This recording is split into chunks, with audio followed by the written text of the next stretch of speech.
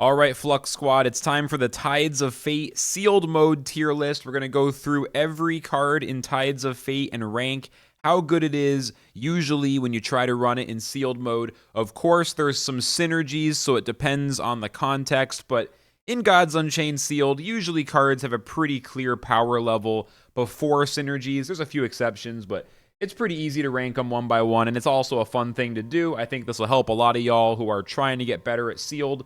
First, in case you haven't found out too much about me, let me show you the receipts. I am a really reasonably high level player in sealed mode, 64% win rate over 961 games. In fact, I like sealed so much that I don't even play ranked anymore. I'll dive back in sometimes, but I play sealed most of the time, 80-90% of my Gods Unchained time. I love this mode. I've thought a lot about it. I've also had the great privilege to talk to many of the best players in the game and debate which cards are good, which cards are bad. I'm going to give you my real opinions, even though some of them might be hot takes. So with no further ado, let's go through it. Every card in Tides of Fate. Let's freaking go. And if you disagree, please let me know in the comments. What did I get horribly wrong? Also, let me just acknowledge it. Yes, we're in the image editing software. I don't know a better way to do this. I'm bad at things. It's okay. I'm good at talking shit, and that's what matters the most. So number one, and also some of the cards never show up in the pool, so I took those out. So this is most of the cards in Tides of Fate, but you get the idea. Let's jump into it. Number one, starting with the zero costs. The Circle. Heal all characters for 3, mana surge 6, repeat. I have been offered this many times in my sealed pools. You always notice it because it's right on top with the lowest mana cost when you sort by mana. I just have never run it. It doesn't seem that good. I do think it's not F tier. It might even really be like a C tier, but I'm going to put it in D because realistically, you're probably never picking this unless you have a truly atrocious pool. Let's move on. We have to try to go pretty quick. We'll focus on a few. We'll linger on cards if they're really interesting, but some of these are pretty obvious. Incineration. Obliterate any amount of cards in your void. Give that amount as burn to an enemy creature. Again, you just never run it. You see it now and then. You never run it. Giving burn is a pretty slow way to remove anything. I feel like this is probably, I don't know, potentially less playable than the Circle. Is it F tier? Is it D tier? I mean, at best, it's a 1-for-1. It could remove a big creature, but it's so weak. We're going to put it in the F tier zone. And then Daring Escape. I don't even think... Can you get this in sealed? I'm not even sure. Anything that's like Mayday, Deception, Synergy, bouncing guilds back to your hand... None of that is playable in sealed, and thus it is an easy F tier. This is going to get really crowded, but we're just going to do our best to make it work. Next up, we have the 1-drops. I am moving all of them at once. Hold on, let me grab the 1 card. Mana Surge Prototype. This was showing up. They might have pulled it out. Can attack, backline, abilities to refresh mana equal to its health and then destroy it. Not good. I mean, this is only playable as a combo card in Constructed, and it doesn't even get played there, so it's just not good. Okay, this is one you actually might consider in a few pools.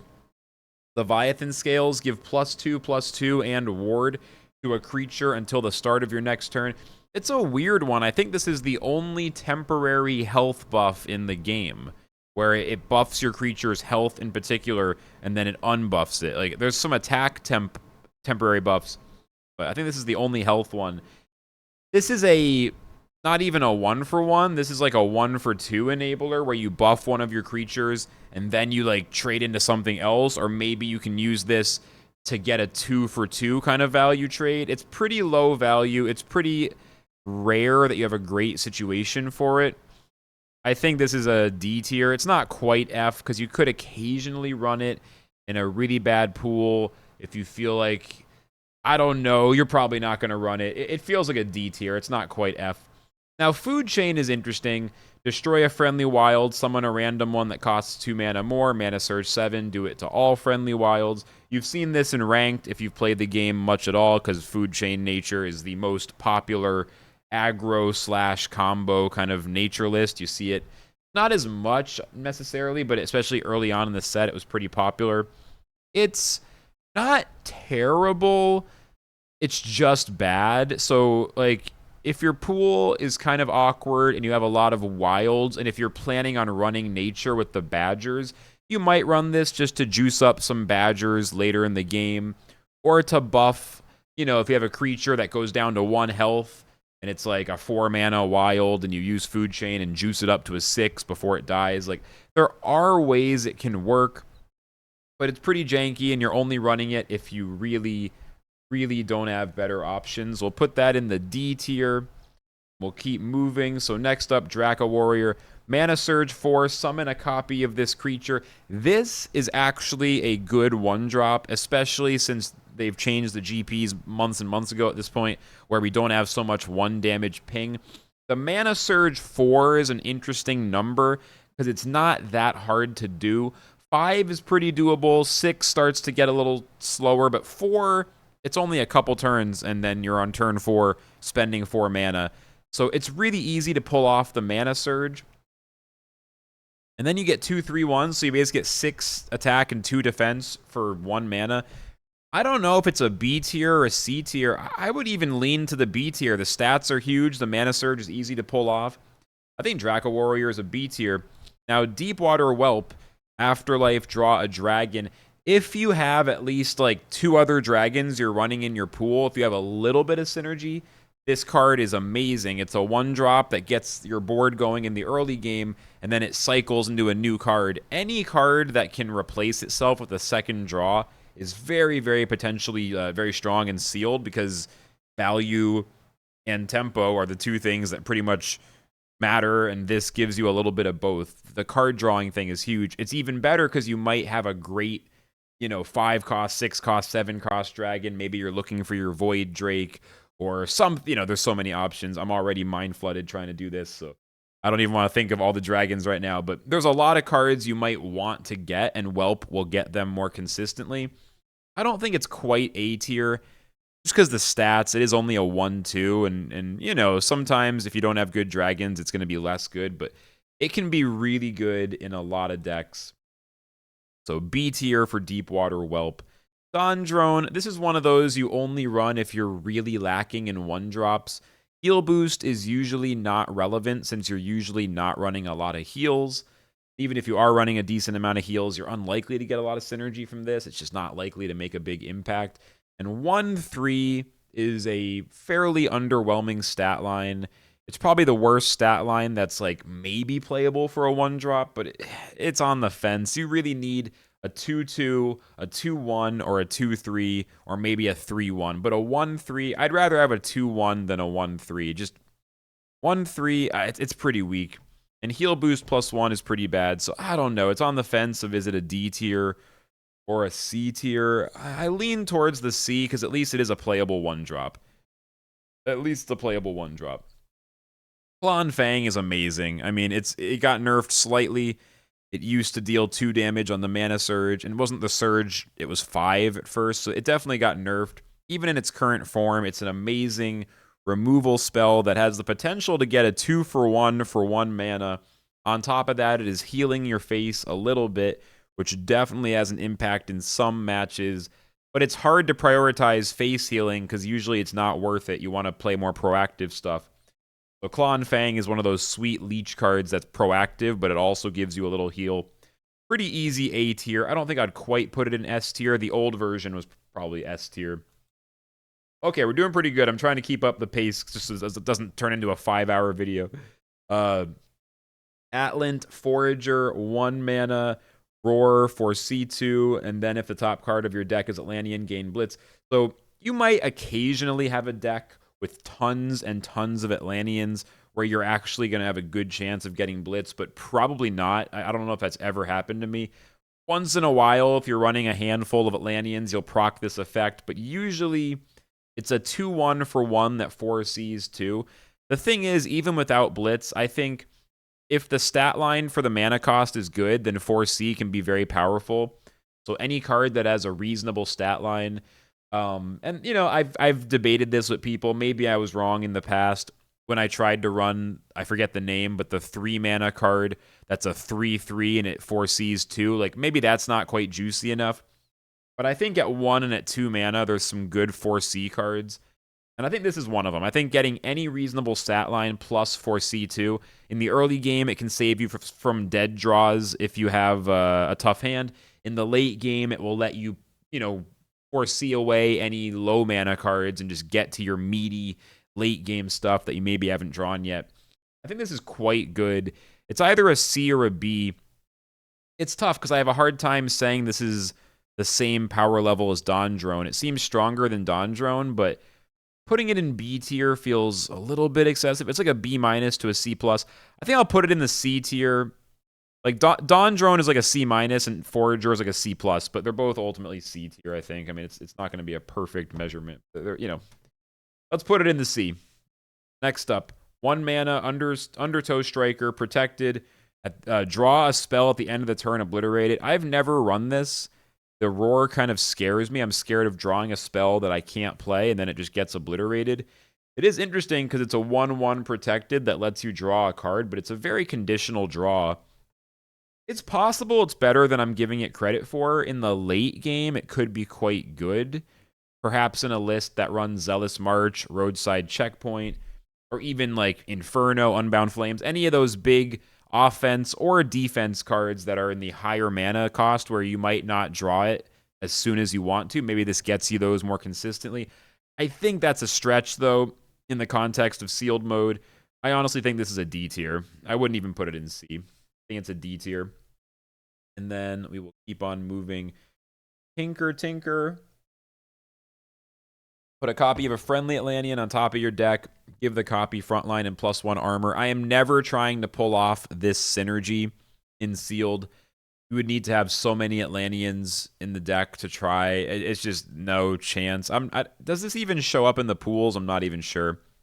Tinker, pretty easy F tier because it's just unfeasible to pull it off. Even if it occasionally works, you would have to have such a strange, like, all Atlanteans pool. I don't think it's going to happen. Tidal Prayer, delve a spell in your deck and draw it. Mana Surge 4 reduced its cost by 1. It seems like it should be good. To me, to my brain, it seems like this should increase the consistency of a deck, getting you spells when you need them, giving you more control over the cards you're running, as well as thinning out the deck and just getting potentially a reduced cost on a higher cost spell. All of this makes sense to me in theory.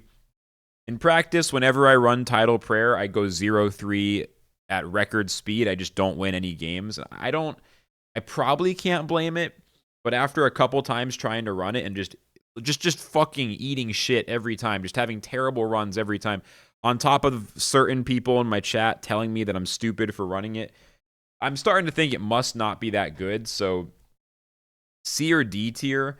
Honestly, I'm putting it in the D tier maybe. I don't know, like I thought it might have been a B tier kind of card, but through experience, I'm going to put it in the D, but maybe I'm just overreacting to a few bad runs. Maybe I'm overreacting to a few bad runs. This is F tier, returning the guilds to your hand. This stuff, again, it just doesn't work in sealed. I don't know what kind of synergies you would need to make this make sense in sealed, but I don't know. Pretty easy F tier because it just requires synergies that you will not get. This one is actually amazing. Some people play it on turn 1 just to get 2 1/1s right away. Personally, I usually wait till I'm able to actually get the Mana Surge. I think the real power is 1 mana post Mana Surge, summoning 2 2/1 blitzers. To me, that's crazy. It does require a lot of board space, but the amount of tempo and value that it can generate in the mid game is excellent. Although it's not like early game tempo, it's more like getting back from behind kind of tempo. Because on turn 1, you're only summoning it without the surge, right? But in the mid game to like burst some tempo and get back in it, this is a great card to help you come back from behind. And since in sealed, coming back from behind is one of the most difficult and important things to do to increase the consistency of runs, a card like this can be really, really nice. I wouldn't quite go A tier with it, but I would give it a strong B, a B plus. I don't know. I mean, so far I've given 1 A and no S's, so maybe I'm being too harsh, but we'll find out as I keep going. Scorchblade, if you're holding a dragon, add a shard to your hand, 1/3 for 1. Worst case, it's a 1-3 for 1. Like I said with Dawn Drone, that's like the worst playable stat line. If you have a bunch of dragons in your deck, this could be good, but I'm a little nervous about the condition if you are holding a dragon. I would need, I don't know, 5 or 6 dragons in the deck to really feel comfortable running this. The only reason I think it's runnable is because even if it fails, it's still a 1-3 for 1. On turn 1, that's not terrible, but it's not good. It's a C tier at best. I mean, I guess I put it in C along with Dawn Drone. It's just like 1-3s with questionable additional value. That's pretty much a C tier situation in my mind. Now, Preyfish is great. 2-1 for 1, so a good stat line. Not amazing, but good. And the afterlife is to unlock a mana lock until the end of your turn and refresh 1 mana. So you unlock the lock and you get that extra mana right away. If they kill it on the opponent's turn, you still get that extra mana on your turn. So it is a temporary 1-turn only mana ramp, which when combined with a reasonable stat line for the cost is just very powerful. That's going to increase your tempo quite a bit. And Preyfish is an example of a card that might let you get ahead in the early game, resulting in a snowball where you get so far ahead your opponent can never catch up. It's an easy B. The only question is, would I consider making it an A tier?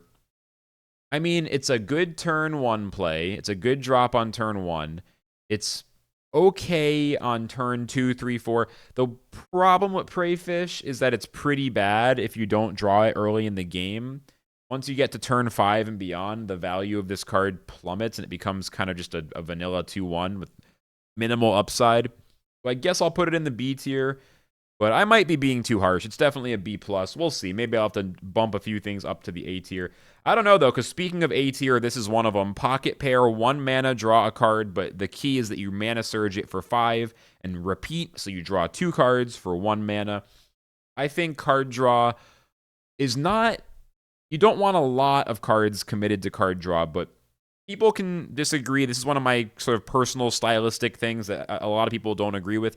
I feel like every sealed deck is almost always better with some kind of draw to help refill the hand. And in my opinion, Pocket Pair is a premium example of draw.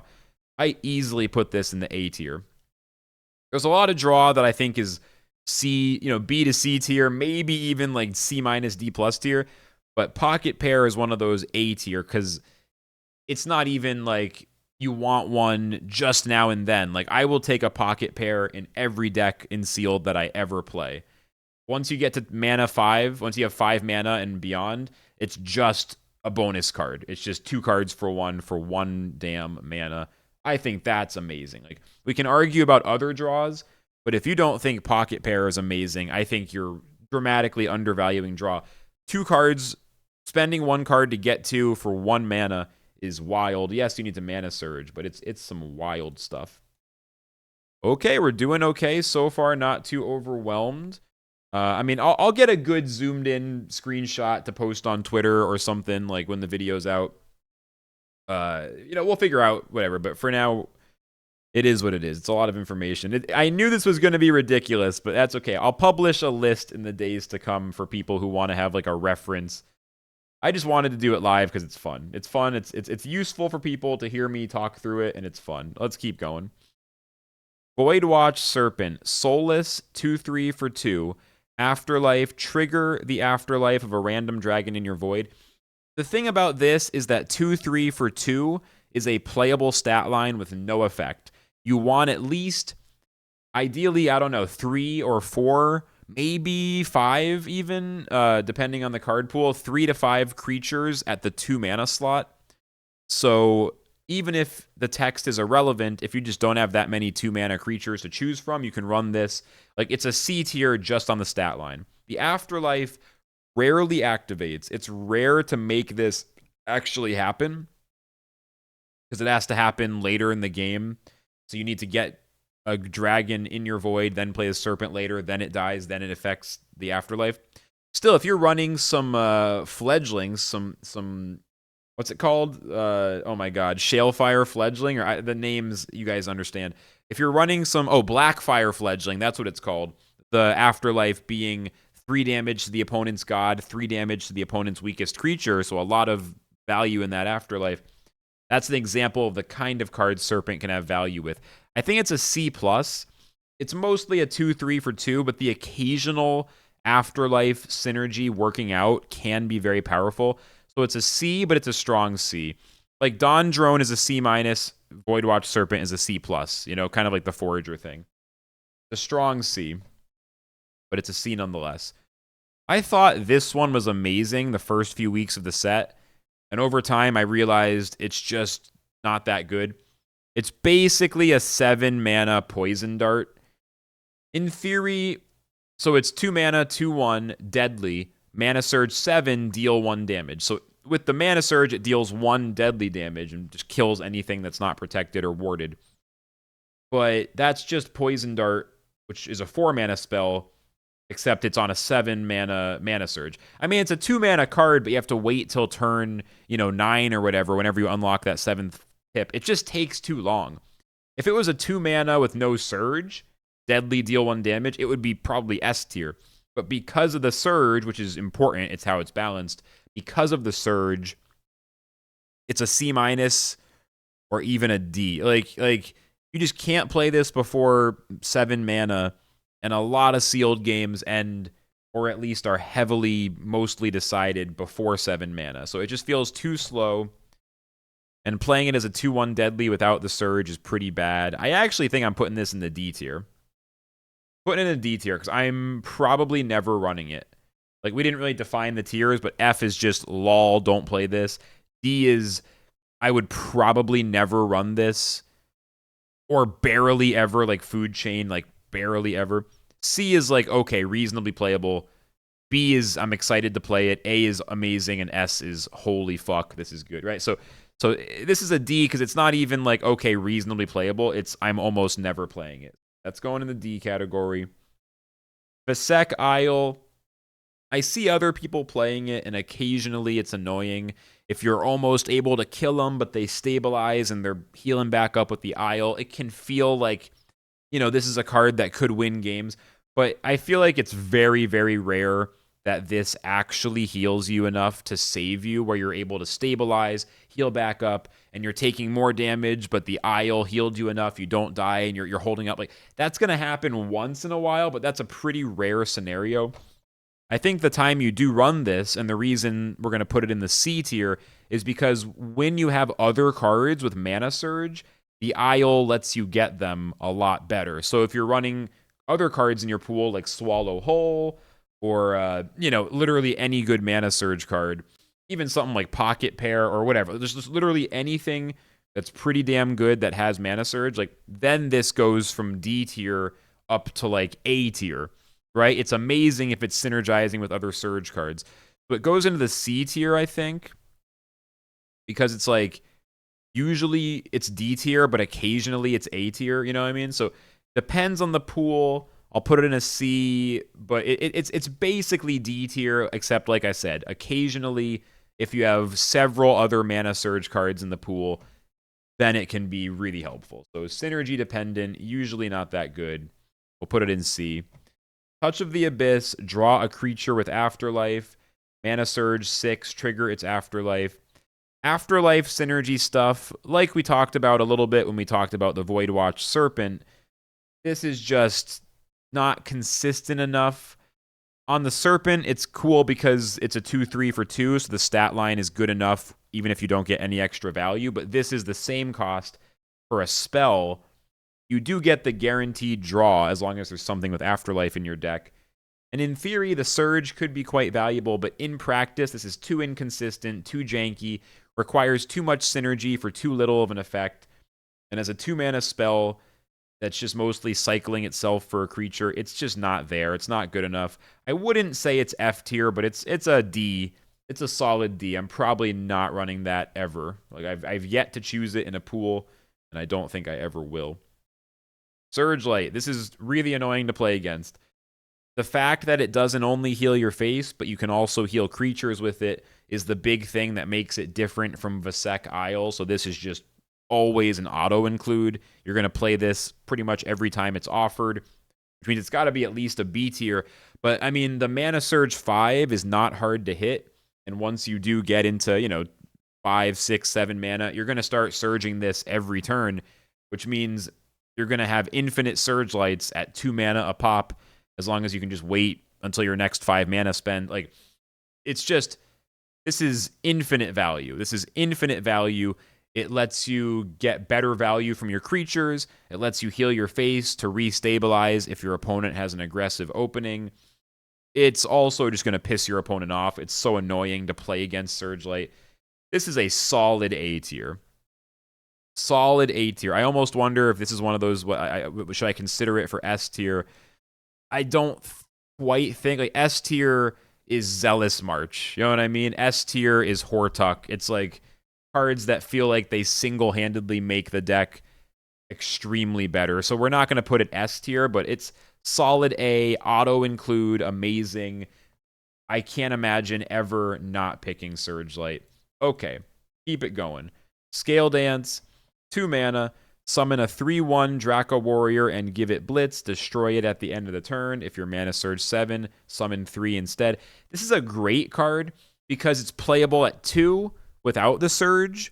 If you can get a good 1-for-1 trade, your opponent plays a 3/3 or a 4/3 or even just a 2/3, something that you want to trade with and get it out of the way before they can get more value. This gives you that option in the early game so you don't get snowballed. And then in the later game, if you have 7+ mana, you surge it, and then it is premium removal, able to either kill one big creature as well as popping protect and having multiple creatures to attack, or just to go wide and to remove multiple creatures. This is great against, if they have 3 creatures that all have 3 health or less, you just wipe their board for 2 mana, right? So it's conditional with a high mana surge cost, but it's good both in early game and in late game, which is why it's so good.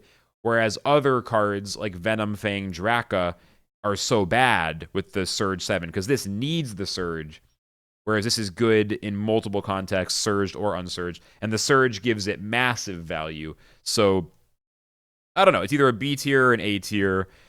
It's tempting to go A. I feel like it's B+. It's B+, because sometimes it is awkward. The one thing it can't do is it can't go proactive. If you are ahead, or even if you're just on an open board and your opponent has no creatures, Scale Dance is just sitting in your hand and it's useless. The fact that it's not proactive is why I'll put it in the B tier as a great card, but not as an auto-include. Even though Scale Dance is probably pretty much going into every single deck every time it's offered. It's a B+. It's a B+. But it does sometimes feel kind of dead in your hand in a way that's a little annoying. So we'll give it a B. Roguish Recruiter, F tier. 2. Oh, wait. No. I'm wrong because it has good stats. The effect is F tier in sealed, though. So 2 for 2/3. Like I said, 2/3 for 2 is automatic C tier because the stats by themselves make it a C tier. You just need some 2 mana creatures for consistency. With that said, the effect it's okay because it's on a 2/3 body, but it's just one of those returning a creature to your hand synergies.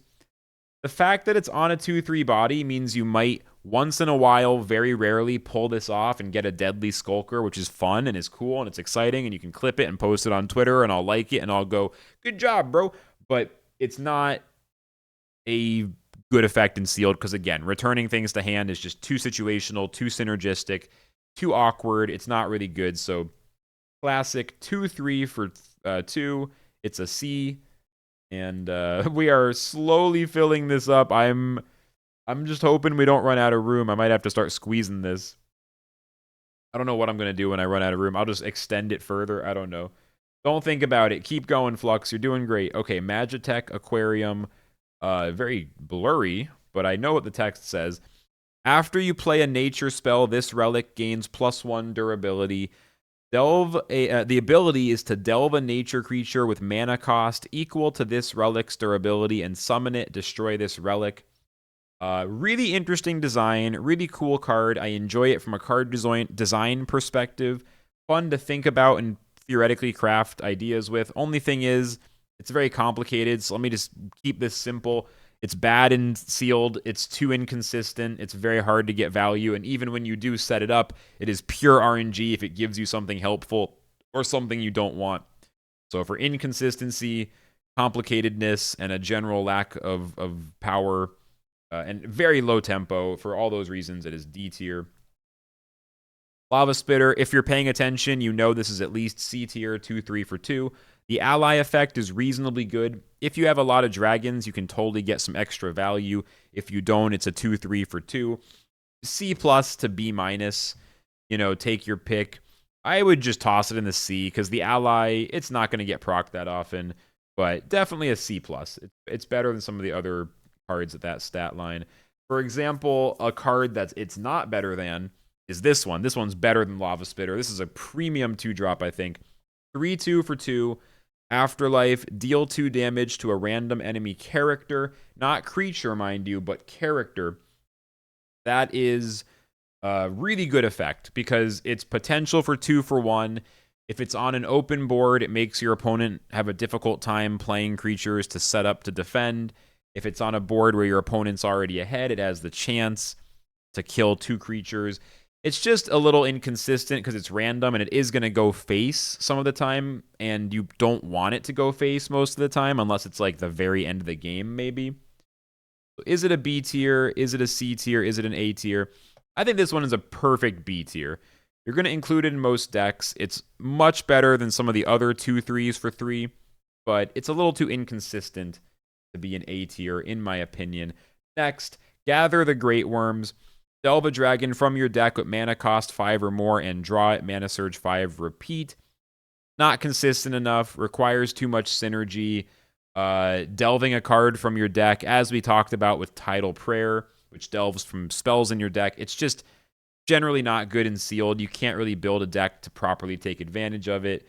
I don't want to put it in F tier. I want to be nice and put it in D tier, but honestly, I think that's an F tier.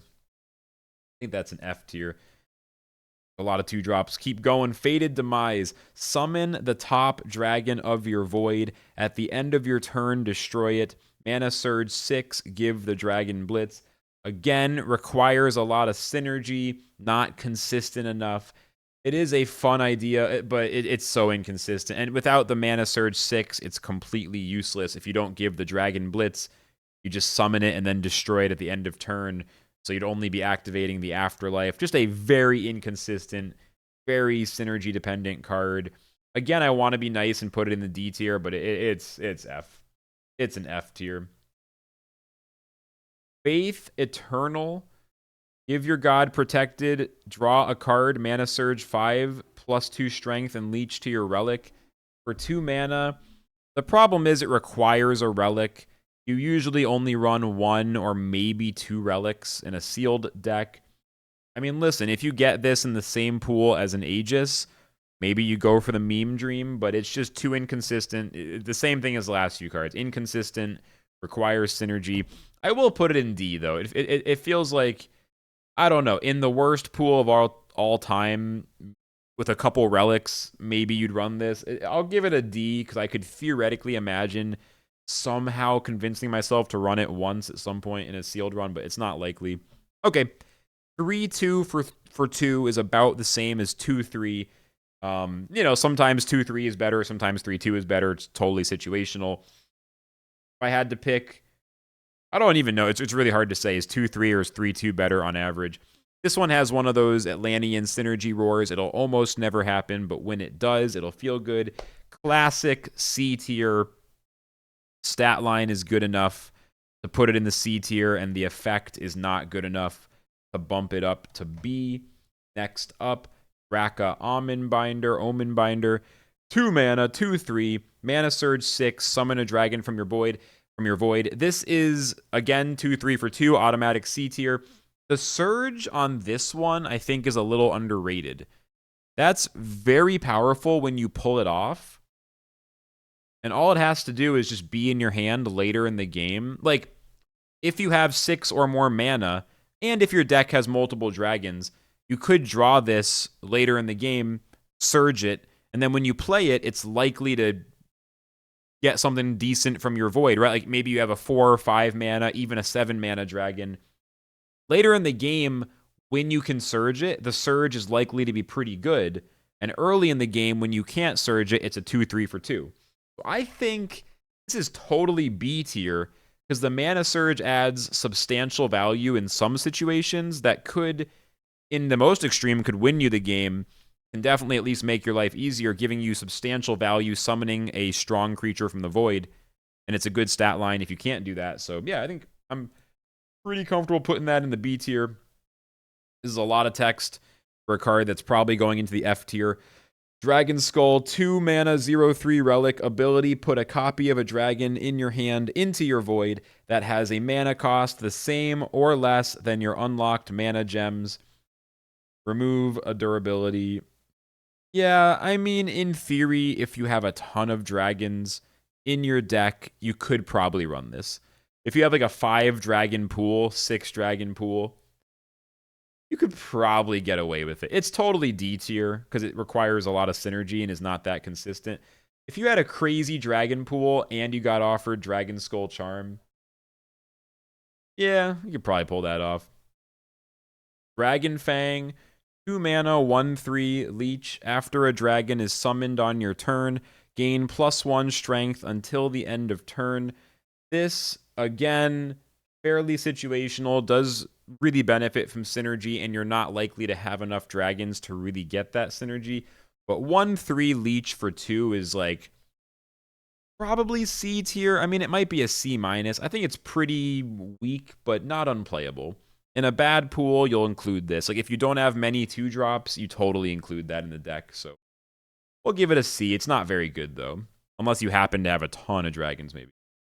Deal a friendly Atlantean's strength as damage split randomly among all enemy creatures for 2. Diffusion, again, requires too much synergy.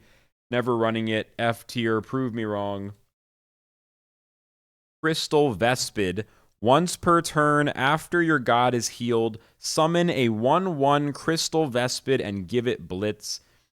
If you have synergy that heals your god, this could be good, but it's a 1/1 for 2 that has once per turn synergy that is hard to pull off and is not that good. And very rarely will anyone run heal as a GP in sealed for light because they're going to want acolytes. So I think that's a pretty safe F tier. All right, we're getting there. These are not F. This is just my stack of cards to pull from here. Crooked Quartermaster. So this, you've probably seen it in ranked if you've played a lot of ranked. 2 mana, ally, select one of those 3 deception spells and add it to your hand. And each one can only be selected once till it's removed from the board. Kind of complicated, but basically very strong if you can play it with other guilds. I have run this before when I had, I think, 6 or 7 guilds in the pool, maybe 5 or 6. And it's actually reasonable if you have a ton of guilds, but you need literally 5+ guilds in your pool that are all playable for this to work. So highly situational, rarely going to be playable, but I will give it a C because, I mean, it has worked for me. I'm probably being too nice. This should probably go in the D tier. Of any card that really requires tribal synergy, Quartermaster is probably one of the most playable, but you're going to need a really specific kind of pool. I'll give it a C against my better judgment. 2 mana, Bad Luck, a great card in ranked and also in sealed. Target 2 creatures, give them afterlife, destroy all other creatures with this afterlife. If you've seen this in ranked, you know all the fun little tricks it can do. You can target one of your own 1/1s or some really weak creature and one of your opponent's strong creatures and then just trade into some other shit. You can choose 2 of their creatures, kill one, and get the other one for free. It's just premium, very premium removal.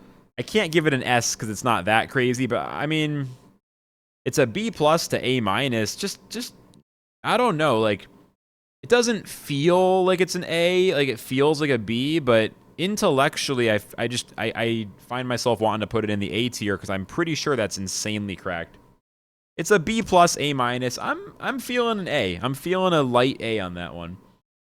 Atlant Raptor, 2/3 for 2 with an Atlantean specific roar.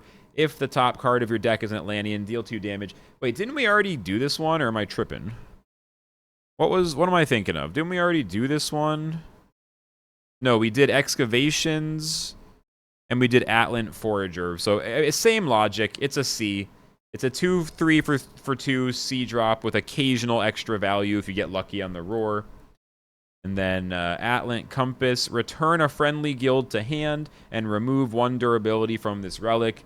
Synergy that you will not be able to make use of in the sealed mode, and thus an easy F tier. Oh my god, we have done 0s, 1s, and 2s, and this is where we're at. It's been 40 minutes, so if you're watching already, you're probably enjoying this. Buckle in, it's going to be a long ride. I guess I'm going to do multiple takes to cut this together. I'm going to take a minute and then be right back. All right, we're back, and we're going to keep going. I made the image a little longer so we have more room for cards. Time for the 3 drops. Let's go. I don't know why this one's blurry, but I'll just read it for you guys. So 3 mana, 3/3, Wavepoint Patroller, Roar. If the top card of your deck is an Atlantean, transform into it and set this creature's strength and health to 3. So you transform into the top card and then become a 3/3 version. It's another one of those Atlantean synergy cards that just makes no sense. Like, you'll never be able to pull it off in a sealed perspective. As a 3/3 for 3, that's not even a C tier. Like a vanilla 3/3 for 3 is like a C- to a D tier. So we're going to pop that one in the D tier. You're just never going to have a pool where that makes sense. Unless you have, like, the worst creatures ever. Walk the plank. Return a creature to hand. Mana Surge 6. Repeat. Again, it is hand returning, bouncing creatures. Just doesn't work in sealed. I've never seen anyone pull those off. Next, Wakian. I think the blurriness might actually be because this image file is so big that like my computer is just like not rendering the cards anymore. I don't really know, but it's all right. I'll read these all for you guys. So next up, Wakian, Boundless Kings. I could try restarting Krita and see if that helps. I don't know. Heal Burst +1. After this is overhealed, split the amount overhealed as strength randomly among all friendly creatures. So if you're able to get the heal boost on this guy and heal him above full, that effect is actually pretty strong. However, it's mostly going to be a 3/4 for 3. Now, here's the thing. 3/4 for 3 is a lot like 2/3 for 2. It's good enough with no other effect. 3/4 for 3 is a big stat line. Arguably, I mean, 3/4 for 3 is like B tier. It's like a really good stat line because there's not that many of them. I'm almost tempted, like, every 3/4 for 3 is like a B-, pretty much by default. Next up, we have Undersea Harvest. 3 mana, add 2 random nature cards. Add 2 random nature spells to your hand and reduce their mana cost by 1. This is an okay value generator if your deck isn't that good and you need something. Like, you need something extra. You need something more. Your deck doesn't really have enough win conditions, enough, removal, or enough. I mean, it's spells, it's not creatures, so if you're lacking in creatures, it won't help. But specifically, if you just don't have a lot of good spells, I think this can make sense. Otherwise, it's like a C- tier 3 drop.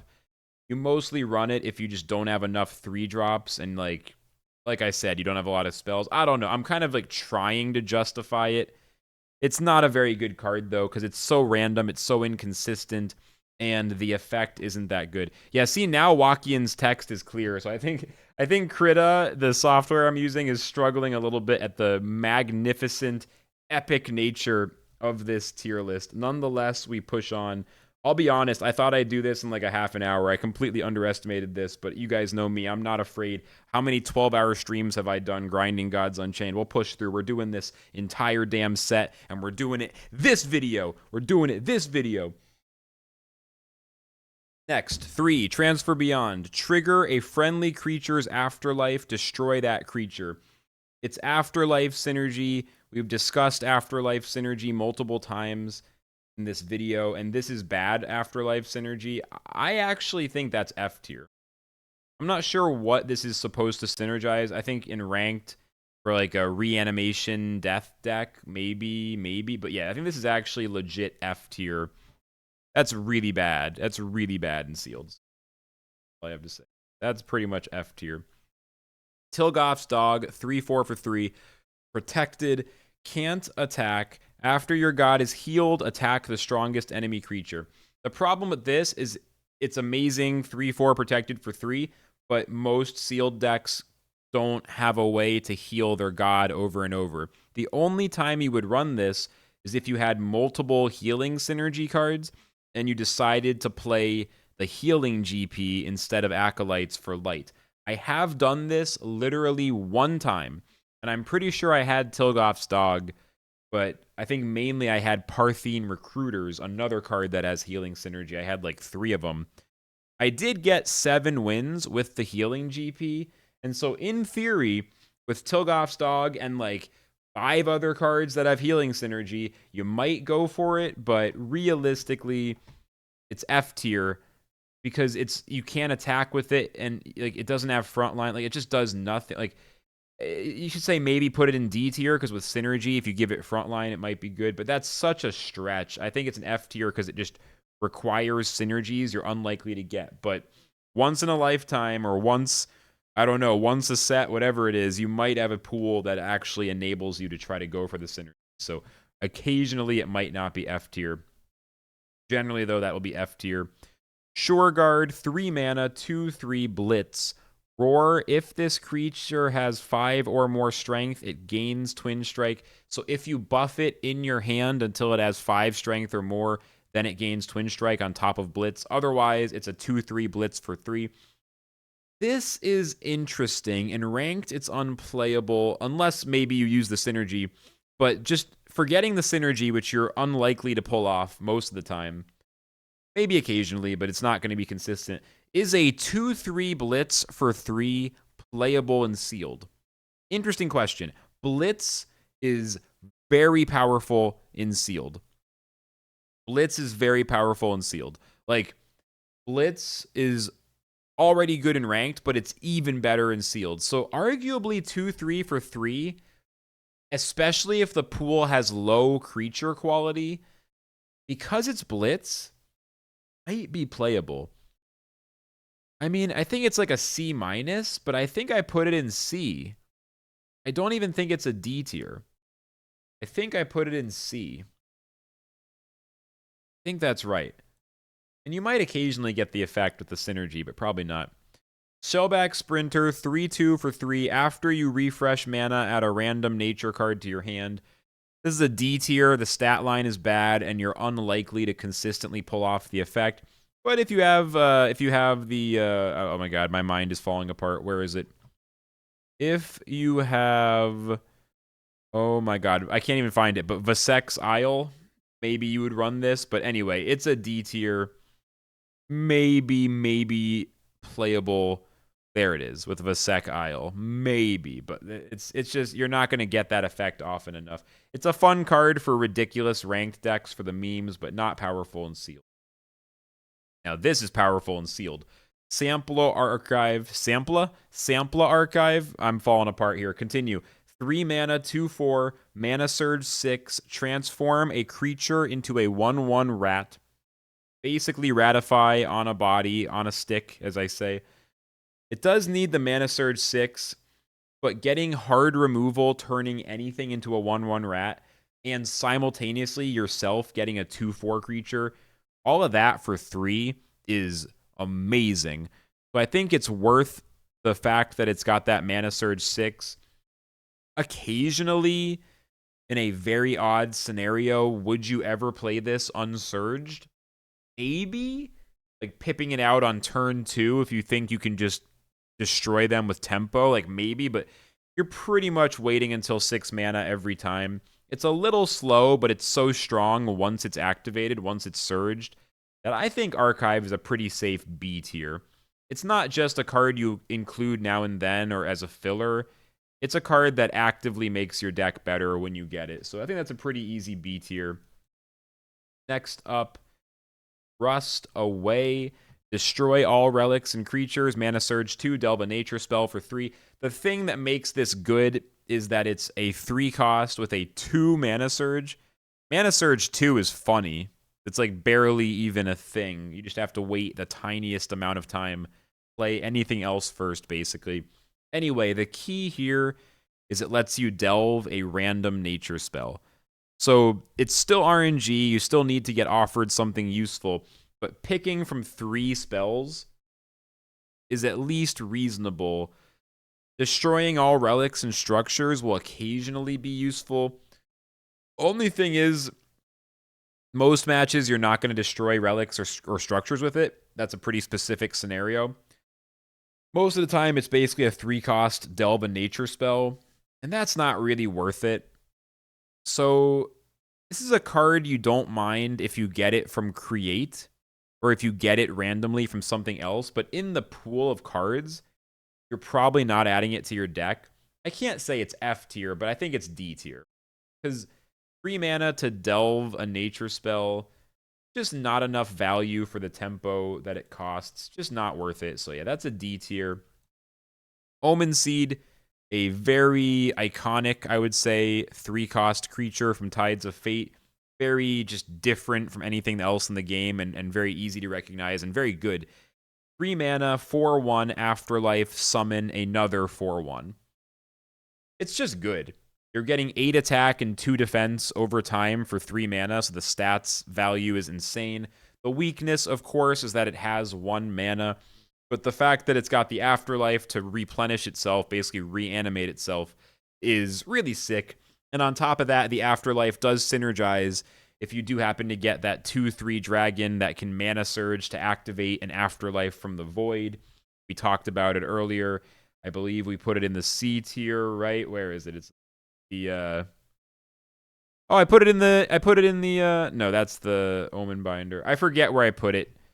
But with that kind of stuff, or with the Omen Binder, like you can get some extra value from that Afterlife. I don't feel like it's an A tier, but I feel like it's a pretty comfortable B tier. And we continue. Illusionist Outlaw. 3 mana, can't sleep, roar, shuffle 3 floating illusions into your deck that cast when drawn. Floating illusion, when you draw it, immediately plays itself for free. It's a 4/3 creature, and it draws you another card when it's played. This is absolute RNG mania. It's just hard to resist running it, because it's pretty good. If you get even one of your fleeting illusions within the first few turns after playing it, it's fine. It's honestly kind of bad, but it's so fun. And once in a while, you get like both, 2 or even all 3 of your ships really quickly, and your opponent maulds their face off, and it's just so glorious. I'm just going to put it in C, because it's not that good, but occasionally it works. It's fun as hell. I definitely run it in some lists.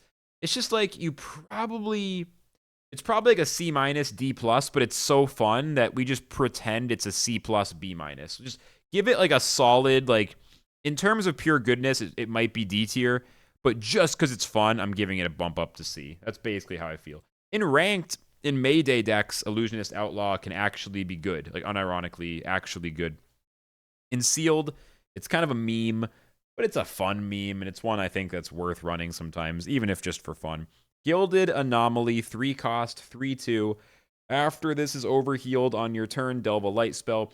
If you happen to run the heal GP for one of those really weird decks where you decide to run the heal, maybe it's good.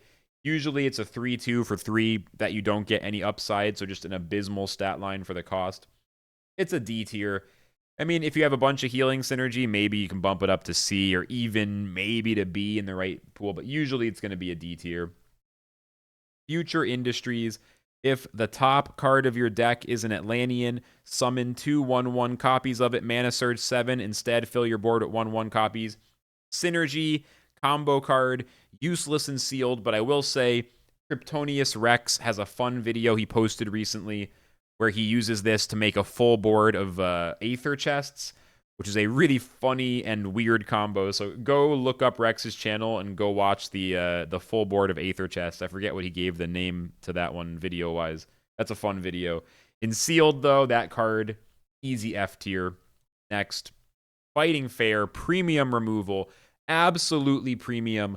3 mana, deal damage to an enemy creature equal to its strength. Mana surge 5, repeat. So once surged, and 5 is not too much to do. 5 is still very doable. It is a double it's a double Hunting Trap. Fighting Fair basically means you get to play Hunting Trap twice. It's so good. It's just such amazing removal. A+. A+. A+. Like, this card wins games. this card, your opponent plays 2/7/7s and they're on the board and they're flexing and you just play Fighting Fair for 3 mana, they're both gone. Like, this card is premium, A+. I am tempted to make it S tier. I am this close to saying fuck it. Fighting Fair goes to the S tier. If it turns out I'm being too harsh and there is no S tier, this is like the first card I'm dragging up there. You know what I'm saying? It's like on the edge. It's so good. Next, Ico's Expedition. 3 mana, draw 2 spells, mana surge 7, reduce their cost by 2. At basic level, unsurged, it's a 2-for-1 draw spell for 3, much like Cram. Cram is like right on the fence as one of those C tier, C- tier draw spells that I might run now and then, but a lot of people probably wouldn't. Ico's Expedition has 2 things, though. One is that it's specifically for spells. So if you have Zealous March, Roadside Checkpoint, Inferno, Unbound Flames, any of those are the 4 that I mentioned, but just any of those strong 7-cost, 6-cost spells, even stuff like, I don't know, Epiphany, Asterisk Implosion, just like any of those like big 6 to 7 mana spells, like it might be worth running this to get them more consistently. The Surge is also nice. Later in the game, this is a pretty big value by drawing 2 and also reducing the cost substantially. I mean, it basically buys you more mana than it costs, right? It saves you 4 and you only spend 3. So a lot of things that make me want to say it's good. It's very eh. It is draw. It's got a lot of potential interesting things, but in most sealed pools, it's okay. It's just not going to have crazy synergy. It may or may not. I don't know. Draw 2 for 3 is on the edge. I'd say it's C tier. I'd argue drawing 2 for 3 is generally C tier. Maybe even a little better because of the surge on this one is C+. If I played with this card more, I might even bump it up to B. Honestly, I've rarely been offered Ico's Expedition. So I feel like it's a good C. C+. It really could be a B-. But I already said it a couple times. I tend to value draw a little higher than other people. Next up, Draka Scout. 3/3 for 3, roar, unconditional, add a Draconite shard to your hand. Draconite shards are incredibly strong and sealed. Letting you delve an extra creature is big on a value proposition, and it's also giving you options, giving you a decision that you can skillfully make using your skill to win games. And also, you can just get stuff when you need it. So, I don't know, B tier or A tier? I mean, a 3/3 for 3 with a lot of upside that's guaranteed. The only way it sucks is if your shard gives you 3 bad options, which could happen, but it's pretty rare. It's a B+ to an A-. I think fuck it. Scout, as soon as you see that in your pool, you're excited. It's an automatic include. I think this is an A. It's an A-, B+, A-. I'm going to go ahead and give it the A. I think it deserves the A tier.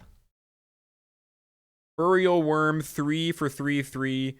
Oh, this is what I was thinking of, but I didn't even choose it yet. When I was talking about Omen Seed, this is what I was thinking of. I thought it was a 2/3 for 2, but it's a 3/3 for 3. So roar, trigger the afterlife of a dragon in your void. If you have stuff like Omen Seed or Blackfire Fledgling, cheap dragons with good afterlives, this has potential to have a lot of upside. Of course, it is a bit inconsistent because most of the time, if you're playing it early as a tempo play on turn 2 or turn 3, there won't be dragons in your void and you won't get any effect. A 3/3 for 3 is like a C-. The roar is pretty good some of the time. Only problem is a 3-drop creature that's not that good on turn 3 is not that good. But later in the game, it has potential to get the extra value. It's just a little bit of a tempo nightmare. If you play it early, you don't get the roar. If you play it late, it's a little too late to be super great. So I think that's a pretty easy C. Like a vanilla 3/3 for 3 would be a D. A 3/3 for 3 with mild upside is a C. So I think that's where that goes. Then Blood in the Water, one of my favorite cards in Tides of Fate, even though it mauled me many times. A 3 mana, each friendly creature attacks target creature, mana surge 5, all creatures attack target creature instead. You can remove giant boards that are otherwise completely unanswerable. You can go from lost with no hope to back in the game with a smile on your face, all from this card. It is quite situational. Sometimes it wins you the game. Sometimes it's just never the right choice. The board never lines up. But the power level is so high when it works, and the consistency is good enough that it's useful, at least medium usefulness most of the time. And then a decent amount of the time, it's incredible. Occasionally, it's just dead in your hand, but that's pretty rare in my experience. I think it's A tier. I think I just have a hard time putting Blood in the Water below A tier. It's an auto include every single time you see it. Black Fire Fledgling, we've talked about it multiple times. 3 mana, 3/2, Afterlife, deal 3 damage to the weakest enemy creature and your opponent's god. One of the best cards in Tides of Fate. Everyone likes this card, right? It's strong, it's aggressive, it has huge impact, but it doesn't feel oppressive. It's not ruining the meta. It's just like, for a powerful 3 mana card, especially for something aggressive in the death class, they nailed it, and it fits the dragon design. This is just a well-designed card. Kudos to the design team. I don't know. It's either an A or a B. It's a 3/2 for 3. It's a little slow. Like, if you're already behind and you play it, your opponent has a lot of ways to then play around it and like choose what it's going to hit. Like, it's not the most proactive. If your opponent's already ahead, it's not the best for coming back from behind. But on an even board, or if you're slightly ahead, this is a great way to solidify your advantage or to pull ahead from even. Its slight awkwardness when you're behind is why I think I'm going to give it a B and not an A. But it's a damn good card. I mean, iconic, strong, fun, cool design. Just really a great card in a design perspective, and a solid B tier. I don't think you can get Mayday in sealed, but I've heard that you maybe can. It seems like it would be bad because you can't get the synergies that you need, right? So 3 mana, 1/1, roar, deal 1 damage, repeat this for each time you played an Admiral Mayday. One of the strongest archetypes in ranked, made especially notable by Chico, one of the best players in the game, who has really shown everyone what this deck is capable of with a very high win rate at high ranks. In sealed, though, it seems pretty fucking useless. I think it's realistically F tier. I've never gotten it, but I think you could. I've heard you can get it, so not even sure if you can get it in sealed. If you can, though, sadly, I do think it's an F tier. Moving right along. Next up, we got the 4-drops. We're doing okay. I swear I'm not trying to make this look so even. Like, I don't think I'm being biased for visual effect. It looks so nice, though. Exactly the same amount of F, D, and C. I'm lucky it's not all C tier. I think I'm just the best. I'm the best. I'm the best at content. My tier list is the best. You're watching the absolute pinnacle of content creation. I think it's just that, right? That's the only explanation. Okay, let's keep going. 4, Volatile Fire Breather. Frontline. Roar, gain health equal to the amount of dragons in your hand. So you're not able to get the amount of dragons in your hand that you need for this to be playable. A 4/3 frontline for 4 is close. I mean, a 4/4 for 4 is somewhat playable as like a C- tier, C tier, just as a body. So frontline 4/3 is like on the fence. You're just not likely to get that roar value. If you were consistently getting it to like 4/5, it gets to be a pretty damn good card. I guess it's a C. Like 4/3 frontline. It's like a C-, D+. I'll give it a C- because you could have a ton of dragons in your pool and get some synergy. I mean, I've never run this in a deck, though. I'm being pretty nice giving it a C. You'd need so much synergy. Okay, I'm gonna give it a D. I'm sorry. I'm giving it a D. Sorry, Volatile Fire Breather. I tried, but I'm giving you a D. I don't feel good about the C. The Sex Awakening, 4 mana. Summon the top dragon of your void. Mana Surge 7. Repeat. Just like all these other void interaction dragon cards. Cool. Potentially for some ranked shenanigans. You're just, as a spell, the consistency of this being helpful is going to be so low. It's pretty much got to be an F tier. My 4 drops are kind of in the way of the D and the F tiers. I kind of messed that up. I don't know. Okay, we'll keep moving. I can make it even wider if I really have to. Flag Ring Saboteur, 3/5 for 4. Roar. Really interesting. Shuffle your hand into your deck, draw the same amount of cards. The problem is if your hand is good, this is just a card you don't want to play. The thing that's cool is if your hand was bad, this would actually be very helpful. If your hand is just not what you need, and there's other cards in your deck you do need, it could be very helpful. Problem is, it's 3-5 for 4, which is okay, but the effect is as likely to screw you as it is to help you. I think if you could choose to shuffle one card or two cards into your deck and draw that many cards, if you could have like some decision involved, but the fact that it has to be your whole hand and there's no optionality beyond that, I'll give it a D because it's kind of interesting, but probably never playable. Storm Shroud, I've seen people play it. I feel like someone might have beaten me with this making a difference like one time by using the effect. So it's give your creatures hidden for a turn, mana surge 6, give your god hidden until the start of next turn, so your opponent can't attack your god. I believe this is the only way to give a god hidden in Gods Unchained, which is interesting. I think one time I lost to it, like I was saying, because the opponent used this and then next turn had a board clear and then they were able to beat me. But, I mean, this is basically only good in that scenario, when you need to wait one more turn to unlock one more mana to then use a board clear to clear the board. Any other scenario, you're kind of just stalling for a turn. There are definitely a lot of potential places where you just want to hide your creatures and that would help you, but again, it's pretty inconsistent. You're not going to be able to build a specific synergy, so you're going to need it to work out kind of just by getting lucky and ending up in a spot where it helps when you have it in your hand. So inconsistent, so unlikely to work. We'll give that one a D. Next, Scavenger Impling. I fucking love this card in Sealed. 4 mana, 5/4, mana surge 5. Pull the top 2 cards from your opponent's void into your hand. So good, so good. A 5/4 for 4 is already a C tier, just playable stat line for the cost. Not as good as 4/5, but still really solid. And that effect is crazy. So you play this, get a C tier stat line, but then you get 2 extra cards in your hand, and you get them from your opponent's void, which sometimes won't be good, but also means sometimes you can play it right when you want to and take some amazing cards. You can take their Zealous March, you can take their board clear, you can take their hard removal, you can take their creature that you want to use, their Ico or whatever the hell, their Hortuck, their Therial, whatever crazy thing they got, right? Or Helmna, right? So you can wait and pick your moment, but also just if you get 2 kind of meh cards, you get 2 Acolytes or something, just nothing that good.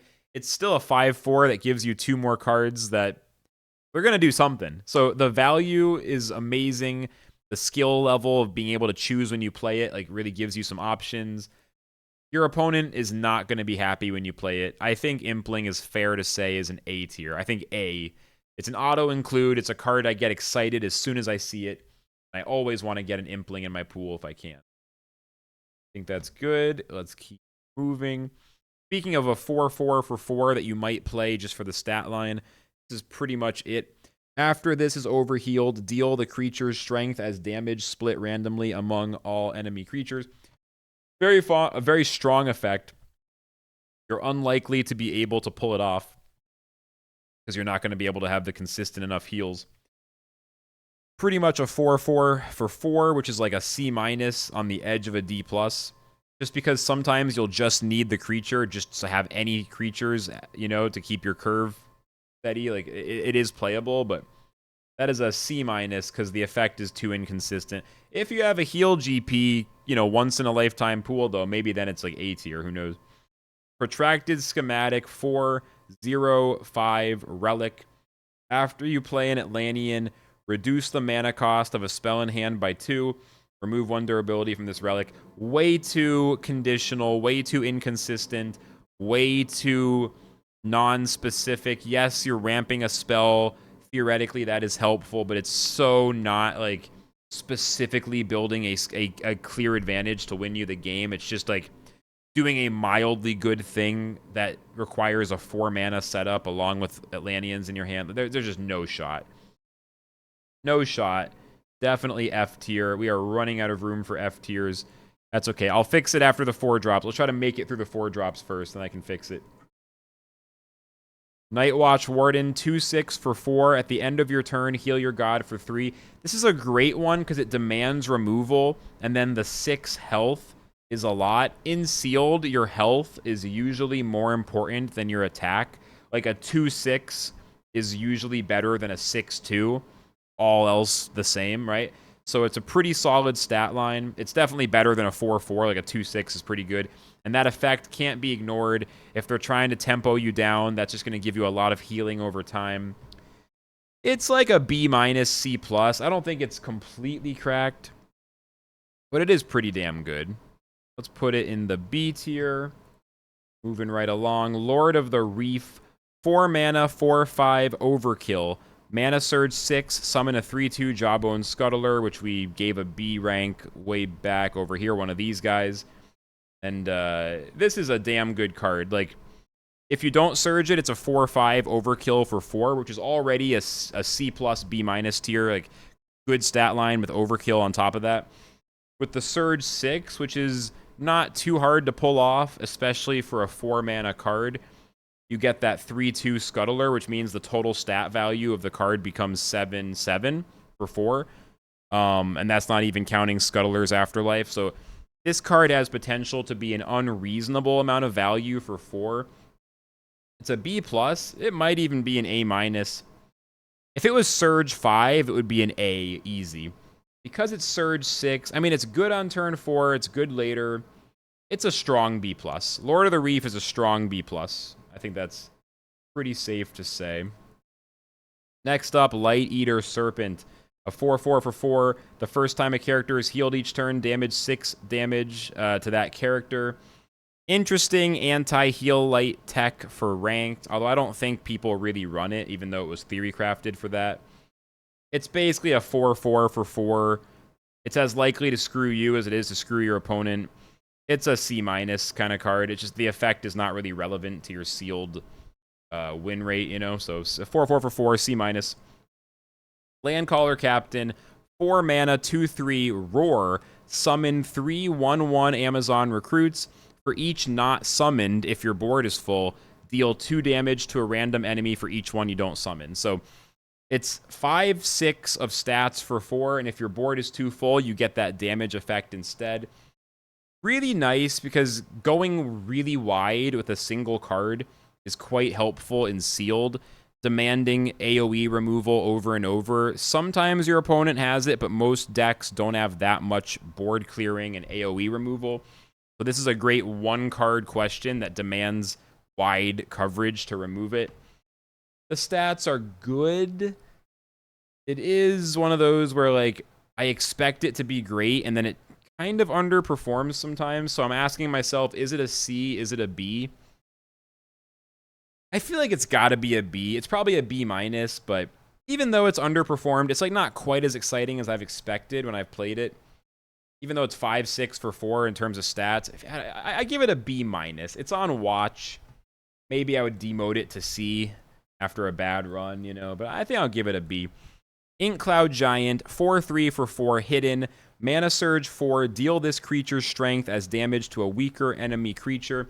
If it wasn't hidden, it would be a B tier probably. The fact that it's hidden with that Mana Surge, and it's a Surge 4, which is very easy to pull off. You almost never play this unsurge because you almost never have to. If you had to play it unsurge, it's like a C tier because 4/3 hidden for 4 is still pretty sick. With the Surge, I think it's A tier. It's a 2-for-1 machine. You kill something with it when you play it, most of the time using the Surge, and then it's hidden, so the opponent doesn't easily remove it, and then you trade it into something else next turn. It just gets 2-for-1s all day, and with the 4 damage and the 4 strength, like, it's able to get 2-for-1 against 2 mid-range cards. Like, it's not 2-for-1ing 1-drops, it's 2-for-1ing 4-drops, 5-drops. Like, just incredible value that also has good tempo, an easy surge. Just a fantastic card. Easy A-drop. I'm kind of wondering, like, what's going to get the S? I might have to upgrade a few cards to S at the end. But I'm just waiting to see, like, what I think it's going to be some 7 drops that'll do it probably, right? Let's just leave the suspense. Like, I'm not trying to be the Grinch. I'm not trying to be the Scrooge. I'm not trying to just refuse to give an S, but all right, Gem Fused, 4 mana, deal 3 damage to an enemy creature. If it destroys the creature, delve a war spell from your deck and draw it. Mana Surge 6, repeat. Surge 6 is a little bit slow, so at 4 mana unsurged, it's just the 3 damage with the potential for the delve. That alone is pretty good as long as you have other war spells in your deck worth delving. The Surge makes it amazing because, like, it is very situational, but it happens often enough, very often, that you can kill 2 different creatures with the strike when it's surged. Then you delve 2 spells. The biggest condition for this is just getting a pool with enough other good war spells. You actually have things you want to delve. That doesn't always happen. But even on the weekend where you just get a 1-for-1 trade by using strike to remove something, or maybe a weak delve on top of that, like, at worst it's okay, and at best it is amazing. I mean, when you and your opponent both have like 2 cards left, it's a close battle on the board, and then they strike, kill 2 of your monsters, and delve 2 cards from their deck, that is a painful feeling. So I'm just asking, is it A tier? Is it B tier?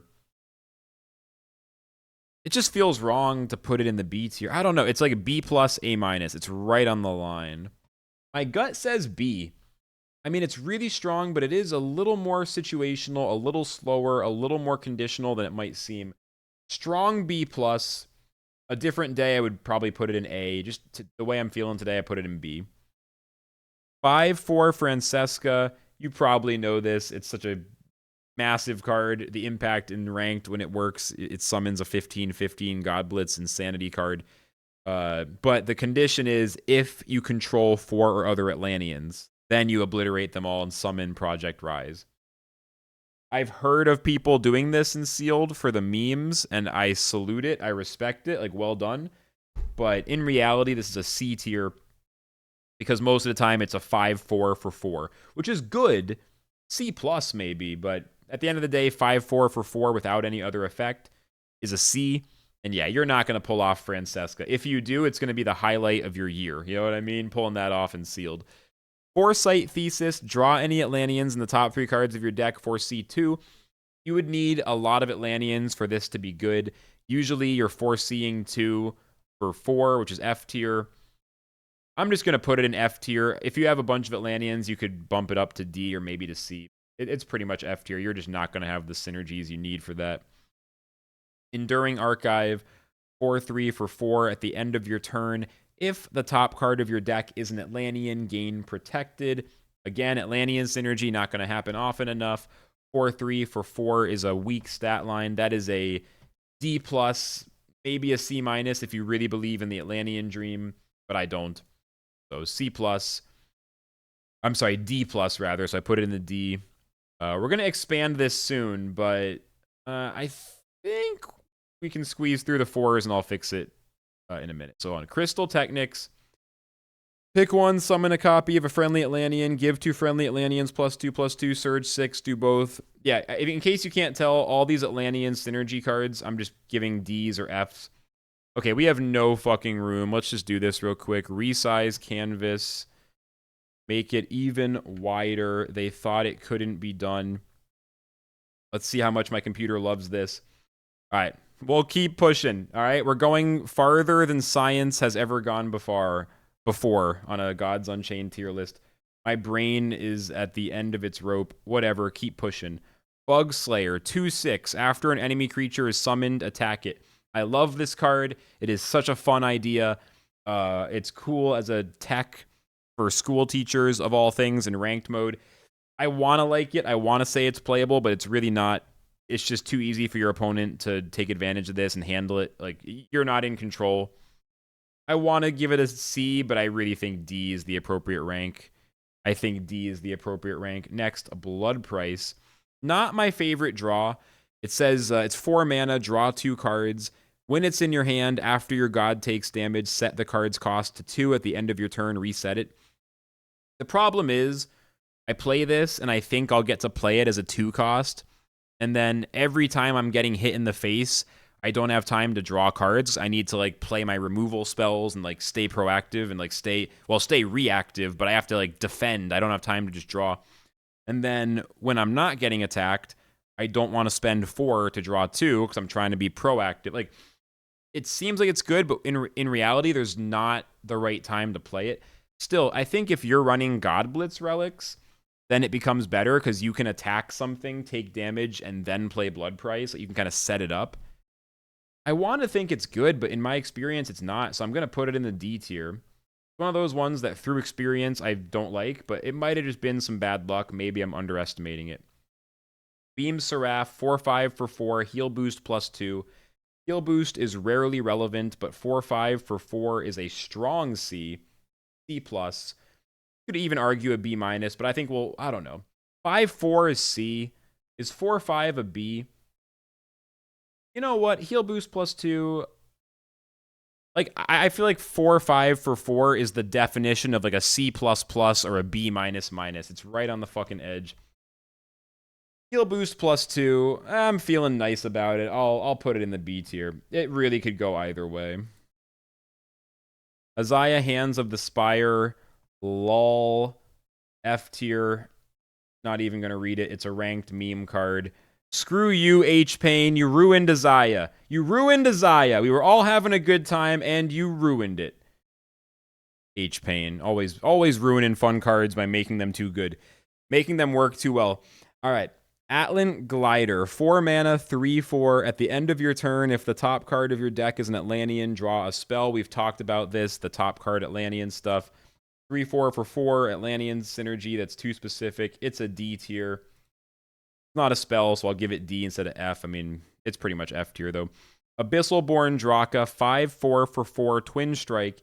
After this is summoned from the Void, gain Blitz. I've never seen that happen in Sealed yet. I want to believe it would happen one day. It hasn't happened yet. 5/4 for 4 is a C tier. Twin Strike is definitely a value add. If it was a 4/5 Twin Strike, I would give it B. I'm ignoring the summon from the Void effect. It just doesn't happen often enough. So it's a C tier, but a strong C+. 5/4 Twin Strike for 4 with theoretically the Void summoning bonus. One more 4-drop. Abyss Watcher. Good in ranked. Good in sealed. 3/5 frontline for 4 is just a nice solid stat line with the frontline keyword. The Roar. Not usually going to be relevant in sealed, but once in a blue moon maybe. In ranked, that Roar is juicy. I was having fun running this in some control nature back before I came to my senses and realized, why am I playing control nature? But yeah, 3/5 for 4 with frontline, leaving aside the obliteration effect, which isn't super relevant. I think it's a solid B. B-, maybe even just a straight up B. 3/5 frontline for 4. That's just a good enough value proposition. It's going to make your opponent deal with it, and they won't always have a good way to do so. All right, so that's the 0s through the 4s. We're getting a little bit outrageous. I'll have to bounce a high-fidelity version of this at the end of my recording, but this is the zoomed-out view. Oh my god. I mean, I think there's less cards from here, though, right? Like, there's a lot of 5-drops, and then it gets, yeah, we're like 2/3 of the way through. We'll get there. I can do this. I can do this. I thought this was going to take a half an hour. What was I thinking? This is crazy. All right. I'm going to stand up for a minute, and when I get back, we're finishing this damn list, all right? All right. Okay, let's continue. We are continuing the Tides of Fate tier list. Every card for sealed mode. How good is it? Why am I doing this? Next up, we have Zaskia. Drowned in Dread. 5 mana, 6/2, protected. Afterlife, draw 2 mana surge cards. It's amazing as long as you get mana surge cards in your pool. I know there's been at least once where I got Zaskia, but I had no mana surge cards in the pool. Even then, a 6/2 protected for 5 is probably playable, I mean, with no bonus, probably, at least at a C tier kind of level. With the Mana Surge effect, if you have Mana Surge in your deck, this is amazing. It's probably A tier. If you have weak or no Mana Surge, then C to B- tier, maybe. I think I'm going to put Zaskia in B tier. I don't know. I feel weird putting it in the A tier, but it's definitely a strong card. I'm just pissed off the one time I remember having it I had no mana surge, and that deck sucked. I think I got like 2 wins. Yeah, I'm salty. Okay. Unshackled Archive. 4/4 for 5. Roar. If you're holding a spell, pick one. Gain +3 strength, or gain frontline and +1 armor. Mana surge 7. Do both. If you're holding a spell is a pretty easy condition to meet, which makes this card reasonable. I mean, if you get it surged, it's amazing. Even if you play it at 5 unsurged, it's a 4/4 frontline with 1 armor. It's pretty damn good. It feels like another B. I just don't feel quite excited enough about it to consider the A. But I think the B is good. Next up, Undersea Spellworm. 5 mana, 4/5. Roar. Look at 3 random spells in your opponent's hand. Transform 1 into an Undersea Spellworm. So this card. This is a card people were excited about, even especially when Tides of Fate first dropped. But I feel like now, personally, I don't want to run it. I usually have good spells of my own. It's such a double-edged sword. It can hurt you as much as it can help you. I just don't want to run it. The stats are, you know, for 4/5, it's okay. Yeah, it feels great if you zap an important spell out of their hand. I don't know. I guess if you don't have good spells in your deck, you definitely want to run it. I don't like it. I literally feel like this is a D tier, which is where I'm putting it. We're so far away now from the letters. I'm putting Undersea Spellworm in the D tier. I know a lot of people might disagree with me on that. 5 mana, Thermal Power. Draw 2 cards. While this is in your hand, after a creature leaves your void, reduce the mana cost of this by 1. It's terrible because in Sealed, it is very difficult to consistently activate this condition, so you're not going to be able to reduce the mana. Maybe you can get it down to 4, but it's just not going to be good cost for the effect of drawing 2 cards. I mean, Rune Viper Tincture is a 5-drop that draws 3 cards, so yeah, that's a D tier. I can't give it F. I need to make this even wide. How wide can I make this image? How wide? We're at 10,000 pixels. I guess I'm going to 14,000. We are just in messed up territory here. We're way past the, you know, we're in outer space. Whatever. Keep going. Keep going. It's so blurry, dude. It's Sartonian Spellfisher. It is a 5 mana, 5/2. Roar, deal 3 damage to an enemy creature. If it is destroyed, delve a nature spell. 5 mana, 5/2. It's basically a really strong spell on a reasonably strong body. Like 5/2 is going to die easily, but it's threatening a lot of damage. And then dealing 3 damage to delve a nature spell is basically nature's equivalent of the card we already reviewed, Gemfuse Strike, right? So it's insanely good. I think Sartonian Spellfisher or Spearfisher is probably an A, even though it's insane. This one is insanely blurry. Computer is struggling to handle the magnitude of this image, apparently. Next up is Retaliation. 5 mana. Destroy an enemy creature. When it's in your hand, if your god takes damage, it goes down to a 3 cost until the end of your next turn. This is premium removal. At full cost, it's basically Ray of Disintegration. At 3 cost, it's a very cheap hard removal. Retaliation is dope. The only question is B or A. I don't know. Is it A tier? I kind of feel like it's A tier. Yeah, I think Retaliation is A tier. Reckless Dive, 5 mana. Discard a dragon from your hand. Deal its strength as damage to all creatures. You'd need to have a lot of good dragons to even consider running this. Because the synergy is so unlikely, we're going to put it in the D tier just for that. You just aren't likely to have it along with enough of the dragons that you need. It's so likely to be a dead card. Okay, Pirate Bully is a 5. It's a 7/6, and the roar says For every other creature on the board, this creature... oh, no, this is a different one. Sorry. This one is 7/6 for 5, but the roar is obliterate a random creature from your hand. I think that's what it is. It's so blurry, but I think that's what it is. So, I mean, you can't really obliterate a random creature from your hand, right? Like, that's just too much of a drawback. I've never heard of anyone running Pirate Bully because it costs 2 cards, and a 7/6 for 5 isn't good enough to cost 2 cards, I think. Maybe if it had Ward, this would be more of a conversation. And it is interesting to ask what kind of card strength is needed to be worth sacrificing another card. The fact that it's random is also part of it. If you could choose which creature to sacrifice, that would be different. I mean, we're getting into Yu-Gi-Oh territory. But yeah, this is, I believe, another D. Now, Moon's Mercy, it's 5 mana, and it says pull an enemy creature to the bottom of your opponent's deck. And then what is it? It's when it's in your hand at the start of your turn, if you're above 50 health. If you're above 50 health, the card costs 3. So that's never going to happen in Sealed. But just putting an enemy creature on the bottom of their deck is premium removal. It actually ignores Ward. So it's like Ray of Disintegration or Retaliate, but better probably. The only thing is, theoretically, they could get their creature back, but in reality, they almost never will. I think it has to be A tier if Retaliation is A tier. Moon's Mercy has to be A tier.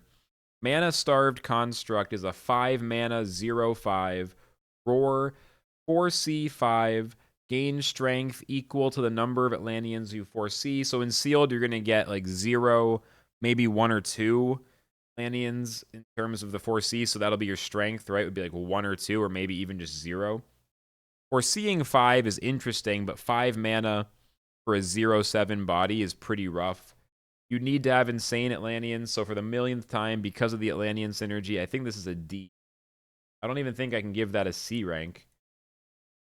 Ironclaw, Commander, Twin Strike, Mana Surge 7, deal damage equal to the amount of dragons in your hand. I have never pulled off that Mana Surge in Sealed because you just have the tribal synergy problem that we've seen so many times. Is a 4/6 Twin Strike for 5 playable? If your deck is missing strong creatures, if your pool doesn't have enough creatures, I think it is playable, just even without the Surge doing anything.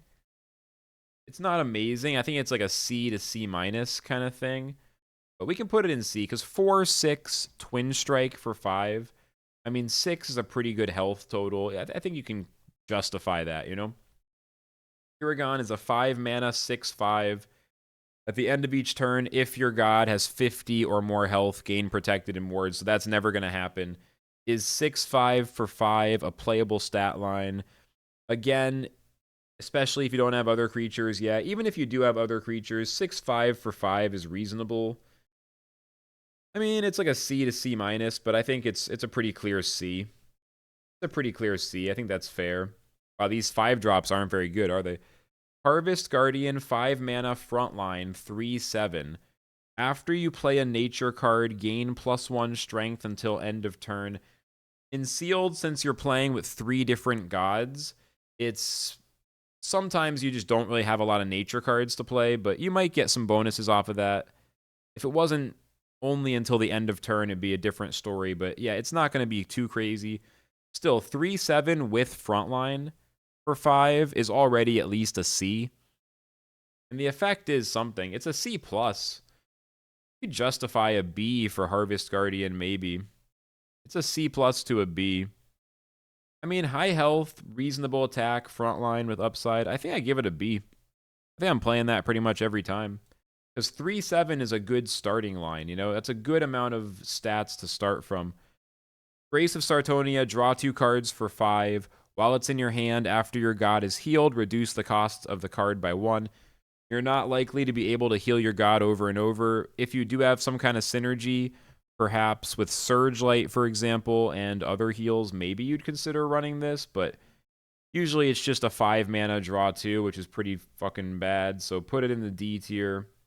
A lot of C's. and a lot of D's in this 5. Lin, 5/5 for 5. Roar, draw 2 dragons. If you have other dragons in the pool, especially if you get to, let's say, 3 other playable dragons, 3 or more, it's actually amazing because 5/5 for 5 is reasonable, and the draw is excellent. If you don't have dragons, it's a C at best. I'll put Glyn in the B tier. I mean, in the right pool, it's going to be an A tier. Even, I don't know, dare I say an S, but like probably just an A. But on average, it's probably a B. All right, we're doing this. Faceless Benefactor, 5 mana, 3/6 leech. After a creature is returned to a player's hand during your turn, deal 2 damage to the opposing god, something like that. That's not likely to happen during sealed, but 3/6 leech for 5 is very playable. I mean, 3/6 for 5 is C minus tier. 3/6 leech for 5 is probably B tier. It's still going to get removed by spell damage or stuff like that a lot, or it'll heal you for 1 or 2 because they'll just trade in some low health creatures. But the occasions where this gives you more heals or sticks on the board for multiple turns will be outstanding. And 3/6 is the kind of body that can definitely get 2 for 1s. So yeah, we'll put that in the B tier. Next up, Echoing Sands, 5 mana, 4/2. Draw 2 cards if they're both spells. Reduce their mana cost by 3. I mean, it's interesting with the 4/2, but you're not running enough spells in your deck for that to ever really happen. It's basically 4/2, draw 2 for 5. I mean, I feel like that's F tier. Am I being too harsh? I don't even think that's D tier, right? I think that's actually straight up F tier. Ooh, Draka Gatherer, 5 mana. The first time a creature is destroyed each turn, add a Draconite shard to your hand. Automatic A tier. Is that S tier, though? Like, is that actually S tier? That is A plus tier at a minimum. Because it can get you multiple shards. This is insanely strong in ranked, and it has the same ability in sealed, except probably even more, right? Like, I don't know. Is Draka Gatherer an S tier? On an empty board, or if you're behind, it does nothing. But as long as you're able to trade in, or as long as it's able to stay on the board for a little while, it's amazing. I guess it's like an A tier. I guess I can't. I mean, we'll see. I might end up bumping stuff up to S at the end because I haven't given anything an S yet. But I just haven't felt that S energy, which is Zealous March is my level, you know, or Hortok would be an S. Obviously, Therial. Blade of White Plane would be an S. Like, I know those are not Tides of Fate cards, but I know there's cards in the game. We'll see. Drag down, 5 mana, destroy each creature with strength 2 or less. Mana Surge, 6. Destroy each creature with strength 4 or less. You know Drag Down. If you've been playing this game at all, you know Drag Down. It's insanely powerful. It is a card that saves you from positions no other card in your hand will save you from. It even gets around Protect because it just destroys directly. It doesn't do damage. Ward can block it, but if you Mana Surge, creatures strength 2 or less with Ward even get killed because of how the interaction works. Yeah, I mean, long story short, it's an A, right? It's just an A. It's super, super good. Has some drawbacks where it kills your creatures as well, but it's super good. You can't get this in sealed. I don't know why. I don't know why that stuck in. You can't get Blade of the Creator. Atlan Regulator. Roar. It's a 5 mana 4/6. Roar. Remove order, burn, armor, and sleep from all creatures. This is really, really good. 4/6 for 5 is like a C plus to begin with, and then the Roar is clutch. There are times where you'll get slept or ordered, or your opponent will have armor, or there'll be some burn that's going to kill your creature. And in any of those scenarios, this is a jack of all trades that can help you really well. I think it's a B tier, probably not an A tier, because sometimes it is just a 4/6 creature, but even that's pretty good. It's definitely a strong card. So Atlant Regulator at B. Altruism, 5 mana, heal a friendly Atlantean for 4. If it is overhealed, deal 4 damage to all enemy creatures. I'm never running it because It's another Atlantean synergy card. I'm giving it an F. I just don't. There's a lot of them, so you're going to think, well, Flux, there's so many that can't you make it happen? Like, you probably get a bunch of those. No, it just doesn't work. It just doesn't work in sealed. Tribal synergies usually don't work unless they're kind of low key. Like, Guild can work. I don't know. They just usually don't work. Wild, I guess, can work. All right. I'm trying to stay sane as we keep going. This is a lot of cards. Let's go. 5 mana, all to ashes. Give burn +2 to each creature. Deal damage to each creature equal to their burn. It's an excellent AoE removal spell, but it will hit your creatures as well. It's like Crystal Rain with extra juice. I mean, I guess it's a B tier. I don't feel like it's quite as good as Drag Down. Drag Down is a little faster and more direct with killing based on strength and being able to kill high health stuff. Like, All to Ashes is pretty slow against high health creatures, but I don't know. It's great. It's still a great card. Give it a B. 5 mana, Toast to Plunder, pull the top. I don't know why I keep saying 5 mana because all of them are 5 mana. I've been doing that all video, and I'm just realizing now how dumb it was. Like, I've been saying the mana cost over and over, but they're in order of mana. Like, oh my god. I wonder how many comments are going to roast me for that. I mean, anyway, Toast to Plunder, pull the pull the top 3 cards of your opponent's void into your hand. This is a good card. It's basically a draw 3 for 5, but the fact that you're pulling out of the opponent's void is better than draw 3 because you can choose exactly what you're getting by playing it when the void has cards that make it worth it. Like, you'll never draw cards that you don't want because you only play it if it's worth it, right? Like, it's the knowledge of what you're going to get makes 3 cards for 5, and the fact that it's cards that aren't in your deck, it just adds a lot of options. Now, it's not the best card ever, but it's a solid C. Like, in some pools, I won't end up running it maybe, but it's a solid C. And okay, we're on to the 6 drops. I'll stop saying the mana cost every time. Oops. Okay, so here's the 6 drops. First up, Wavebreaker. Frontline, can't sleep, 6/6 for 6. Mana Surge 8, summon a Wavebreaker, so summon another one. It can be 12 and 12 stats for 6 if it's Surge, but the Surge is 8, which is a lot. So sometimes you'll just play it as a straight up 6/6 frontline. I mean, it's really, really good. I think it's like a B. The Surge being 8 is a little bit much for me to give it an A, but I'll give it a solid B. Undercity Sentry, 6 mana, 8/8, frontline, can't attack. Mana Surge 7, remove, can't attack. 7 is so much better than 8, which is why this card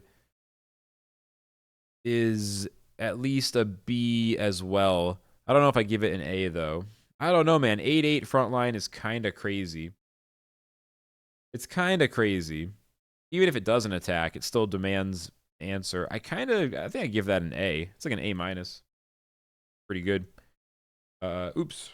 Keep moving stuff again by mistake. All right, here we go.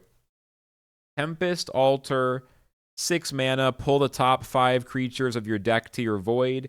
Mana Surge 9, summon 5 dragons from your void. I don't know. Tribal Synergy, Mana Surge 9. There's a lot of reasons why this is just not playable. It'd make for a cool clip, though, if you could pull it off once, right? You know, it'd be cool. 6 mana, that's an F. 6 mana, 4/8.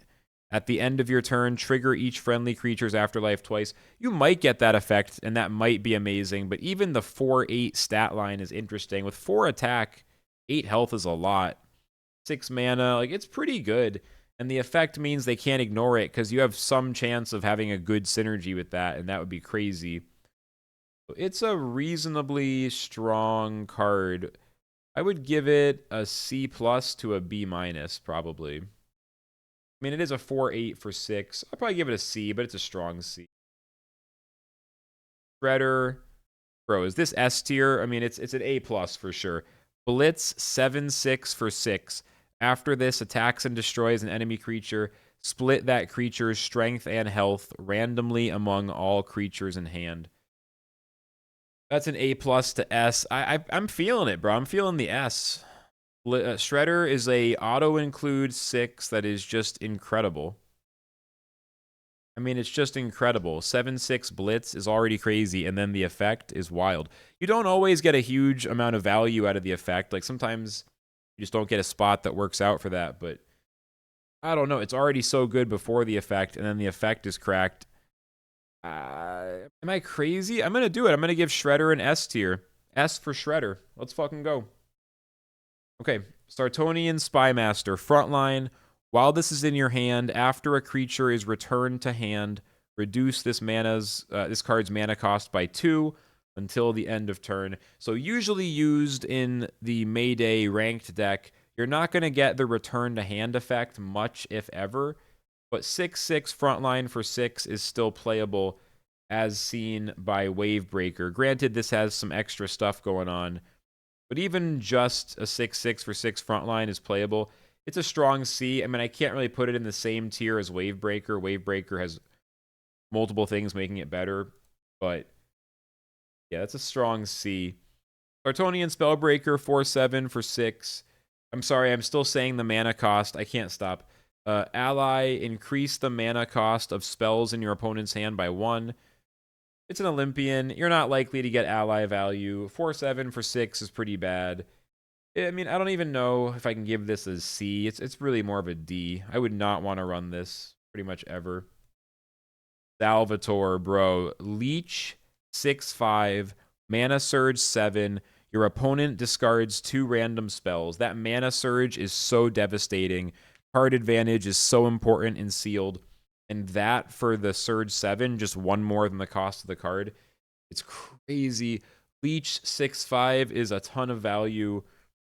I mean, you basically got to wait till 7, but it's still so good. I think, I don't know if I'm just getting tired or whatever, but I'm giving it an S. I'm giving Salvatore an S alongside Shredder. They're both cards that make me incredibly excited if I get them in a pool. Like, Salvatore is just a devastating card. Replicator Alpha, 3/3 Mana Surge 8, summon 2 copies of this creature. And the afterlife is summon a 3/3 Replicator Beta. Because of the fact that you're going to summon 3 of them, each one of them has that afterlife. So you basically, as long as you surge it, you end up with 3 3/3s that all summon a 2/2. And when the 2/2 dies, that'll summon a 1/1. This is a game-winning, win condition, end game kind of card. It used to be a 4/4, now it's a 3/3. So before it was like utterly broken. Now it's just really freaking good. Surge 8 is pretty slow, but if any card deserves it, it's Alpha. I don't know. Is it a B or is it an A? I mean, with the Surge 8, I actually might give it a B, to be honest. But it's a strong B. It's a B+. Herald, 7/4 for 6. Roar, draw, Echo Fawn. Only if you have it in your deck, though. And the Surge 6 is if the Echo Fawn is in your hand, which it is if you draw it, then reduce its mana cost by 2. So basically, if you use this and you actually have Echo Fawn in your deck, you can get a 7 cost Echo Fawn. It's a really cool combo.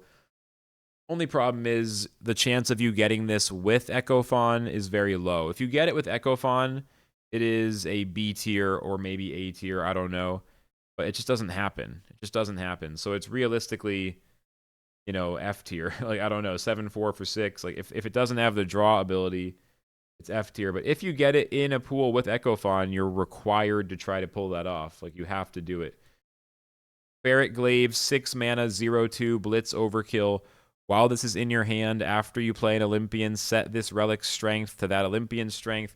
Not only does it require tribal synergy, but it also needs to be in your hand, like, when you're playing them. It's just, no, it's an F. It's an F. It's an absolute F. Absolute F. Get out of here. Digby, 6 mana, 3/2. If you don't control Captain Thibs, summon Captain Thibs. Captain Thibs is a 6/4 that says after this attacks, if it survives damage or whatever, summon, pull the lowest strength creature into your hand. It's kind of complicated. Basically, when it attacks a creature and survives, you pull something back into your hand. If you're able to get the combo to work in your favor, it's ridiculously strong. Worst case, it's a 6/4 Blitz that also gives you a 3/2. It's a strong A to A+. I mean, sometimes it's S tier, but it doesn't always get that level of value. I'll say a strong A plus for Digby. Dawn of Invention, 6 mana. It's a really weak collector's card. I don't even, like, it's really bad. It's too blurry. I forget what it says. F tier. Actual F tier. That card's terrible. And then Crew of 2. After this is returned to hand, reduce its cost by 2, and the Roar is to summon another Crew of 2. So a 3/3. It's a cool synergy combo, but it doesn't even work in ranked. It definitely doesn't work in sealed. F tier. And all right, it's on to the 7s. Got Void Draw Dragon. It's an 8/6 for 7 that says after this is summoned from the void, damage the strongest opposing creature, I believe is what it says. You just don't really get to summon it from the void ever. Those combos aren't consistent enough in sealed. So it's basically an 8/6 for 7. That is big stats, but I know that you are never actually going to play that. So, I mean, it's just kind of F. I want to say it's a D. You literally never play this. 8/6 for 7. Now we're at the mana cost where like you just never play it at that point. Swallow Whole. 7. Everything is 7 now. 7 mana. Destroy the weakest enemy creature. If you do, give it strength and health to a random creature in hand. And then mana surge 10. Repeat 3 times. Problem is it destroys the weakest enemy creature. So if they only have one creature and it's really strong, you can just use it on that. But otherwise, you need the mana surge to make this really work. If you have Vasek Isle or something like that where you can get that mana surge 10, then Swallow Whole is awesome. If you don't, I mean, I tried running it recently and it gave me no value all run. It's pretty iffy. I'll put it in a C for now. I feel like it does work enough of the time. And if they only have one creature, it's just a premium hard removal. But it's I don't know, it's tricky. Give Swallow Whole a C. Shimmering Spire, heal your god for 15, mana surge 8, repeat. You don't really play big face heals in sealed, so that's a D tier. I'll give it a D, not an F. It's just not great, you know? Rotting Dreadworm. Bro, it's so much talking. Hold on. Okay. Rotting Dreadworm. Afterlife. It's a 5/1. Afterlife, summon 2 5/5 Dread Wraiths. Really good, but it is a bit slow, and your opponent will get the first chance to interact with it, and they might be able to kill it and then clear another one. Like, they definitely have the option to answer first. I'll give it a B, but I don't think it's an A tier. Prophet of Progress, 7, God Blitz, Twin Strike, 4/4, and that's all it is in sealed. So God Blitz, Twin Strike, 4/4 for 7. I think it's underrated. I think it's a strong B. I think 4/4 Twin Strike and God Blitz, it'll win you the game sometimes. And if you don't get lethal with it, then at least you can clear a creature and hit face, or you can clear 2 creatures. It's a 2-for-1. It's definitely not the craziest 7-drop, but it's incredibly useful. It's an easy B. Poacher Demon, 7/5 hidden. After this creature attacks, pull the top 2 of your opponent's void to your hand, top 2 cards. This is incredible. This is one of the strongest cards you can get in your pool for 7. Is it an A tier or is it an F tier? I mean, S. I said F. S tier. I think it's S. I don't know. I think it's S. I think it's S tier. Poacher Demon. Sometimes it gets removed by like Inferno or Lightning Strike. It's not invincible, but it's kind of amazing. I'll give it the S tier. Grayscale, 7 mana, 2/6, frontline, roar for each dragon in hand, summon a copy of this creature. Rare exceptions, that's not going to be useful because you won't have enough synergy. So it'll just be a 2/6 frontline for 7, which is abysmal. I'll give it the D out of respect, but it's basically an F. And then home stretch, 8 and above. Well, mostly 8s, and then Crab Rave is a 15, but we'll get there. Tendrils of Dread, 8 mana. Swap your opponent's deck and void. I actually don't know. I think you can get this, can't you? If you can, I certainly have never run it. It's just F tier. Sorry for the camera being... Get to the end of this. It's just not playable. Tendrils is an F tier. Lockhart, Dread Siren, 9/9 overkill. After this is summoned from the void, attack each enemy creature. It's a really cool card. It's 9/9 overkill, but realistically, for 8, you're just not going to run this. You're going to run anything that's cheaper and that gives you more of a tempo, proactive way to win. These kinds of 8 drops just aren't runnable. I mean, it's pretty much an F tier. I feel bad. I mean, I guess I'll give it a D, but it's like a low D. You're just not running it. Inspired Simulacrum. Set a creature's strength and health to 1, summon a 10/10 copy of it. So you use this on one of your opponent's creatures and you summon a huge copy. It's situational. It requires your opponent to have something on the board that makes sense usually, or else you have to target one of your own creatures. It's just not that good. And for 8, I think it's pretty bad. I'm actually going to give it a D. I know people run it. I used to run it, but I don't run it anymore. I'm giving it a D. I don't even think it's a C. I think it's actually a D. Draka, Flame Belcher, 8 mana, again, 4/9, Blitz. After this creature survives damage, deal 4 damage to 2 random enemy creatures. This is actually probably a good 8-drop. It has immediate impact, it's very strong, and if it's not answered on their first turn after that, then it gets even more insane value. This can win games. It's not amazing, it is an 8-drop. You're probably not going to run it too often, but in a bad pool, you'd probably run it. I'm putting it in the C spot there. I know we can't really see now, but... And then we got 2 cards left. Crab Rave, 15, but it says, while this is in your hand, after you play a card that didn't start in your deck, reduce this card's mana cost by 1, and then fill your board. And then once you play this card, fill your board with 3/2 Jawbone Scuttlers. So you have to play at least 6 cards that didn't start in your deck to get it down to a 9 cost, and you really want to get it down to 8 or 7. You'd only run this if you're running Create. Then you might be able to pull it off. This is a total meme. It's not good. I mean, I want to put it S tier as a meme, but I don't want to mess up the sanctity of the list. I don't know. I mean, I'll give it a D. I won't give it an F. I'll give it a D just because it is really fun. But yeah, you're probably not going to run it.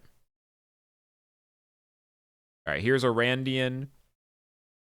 8 mana, 5/12, spell boost +5. If you play ranked, you've seen this because it's brutal to lose against.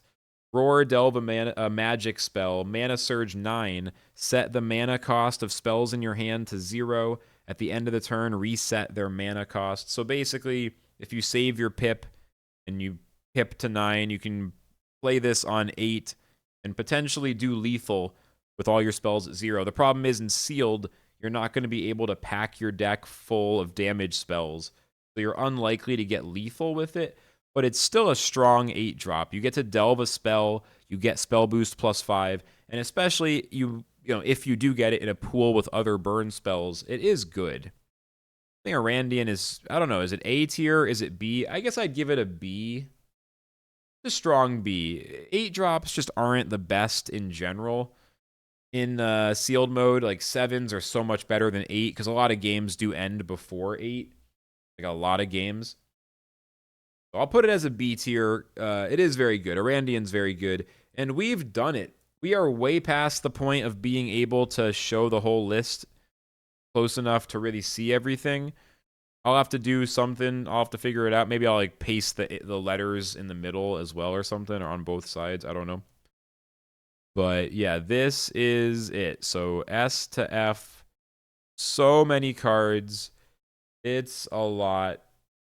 I can't believe that. I really thought that was not going to be so crazy, but that was an epic journey. It's kind of cool, though. There's a wide spread. This goes to show why it is so important. You need to know how strong your cards are.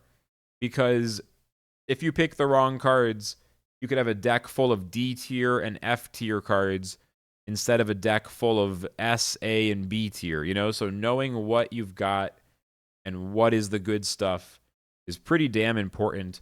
Wow, that was crazy. All right. Well, thank you. If you're still watching, you're a damn legend. I love you. Thanks for watching. Like and subscribe, all that good stuff. Leave a comment. Let me know what you thought, and I am out of here. Thanks so much. Flux signing out. See ya.